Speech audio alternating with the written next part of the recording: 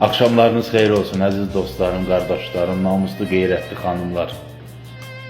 Bu şeirimizi bütün yarım qalan, bədbəxt, yarım qalan qadınlara həsr edirəm. Yazmışam ki,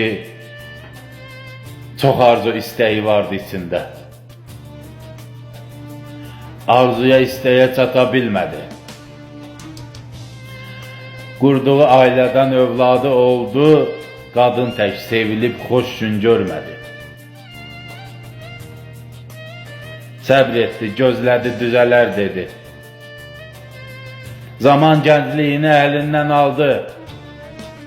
Övladı atasız qalmasın deyə üzündə gülsə də içində yandı. Ağladı gecəni səhərə qədər. Təsəlli aldığı bir Allah oldu. İnanıb birinə vermişdi ürək, zalimin balası yarıda qoydu.